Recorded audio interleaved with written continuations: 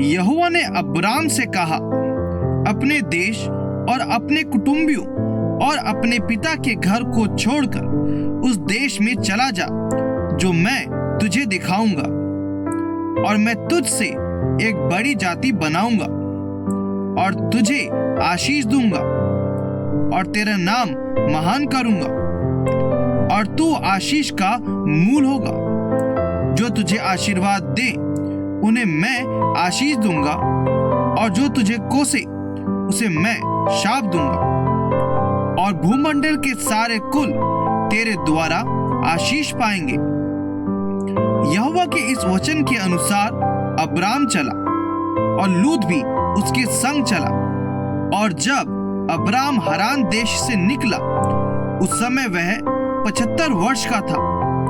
इस प्रकार अब्राम अपनी पत्नी सारे और अपने भतीजे लूत को और जो धन उन्होंने इकट्ठा किया था और जो प्राणी उन्होंने हरान में प्राप्त किए थे, सबको लेकर कनान देश में जाने को निकल चला।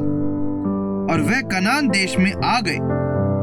उस देश के बीच से जाते हुए अब्राम शकेम में, जहां मोरे का बांज वृक्ष है, पहुंचा। उस समय उस देश में कनानी लोग रहते थे। तब यहोवा ने अब्राम को दर्शन देकर कहा, यह देश मैं तेरे वंश को दूंगा। और उसने वहां यहोवा के लिए, जिसने उसे दर्शन दिया था, एक वेदी बनाई।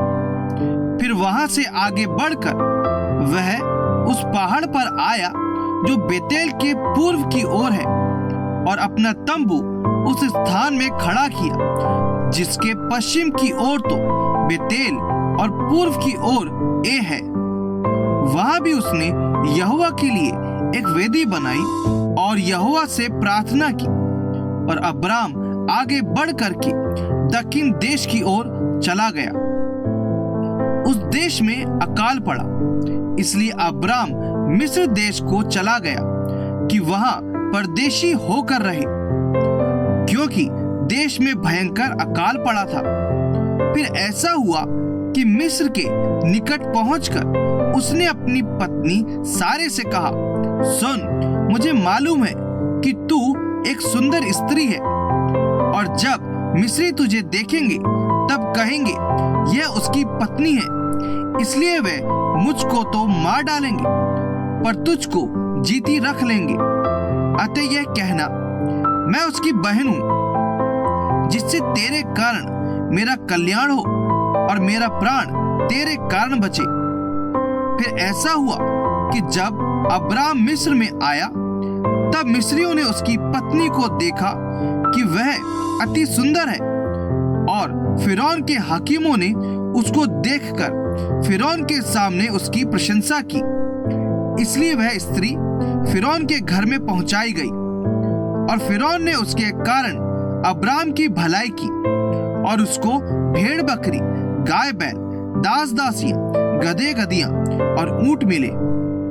परंतु यहोवा ने फिरौन और उसके घराने पर अब्राम की पत्नी सारे के कारण बड़ी बड़ी विपत्तियां डाली।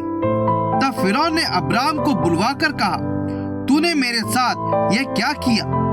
तूने मुझे क्यों नहीं बताया कि वह तेरी पत्नी है? तूने क्यों कहा कि वह तेरी बहन है? मैंने उसे अपनी ही पत्नी बनाने के लिए लिया, परंतु अब अपनी पत्नी को लेकर यहाँ से चला जा। तब फिरौन ने अपने आदमियों को उसके विषय में आज्ञा दी, और उन्होंने उसको और उसकी पत्नी को सब संपत्ति सहित जो उसकी थी विदा कर दिया।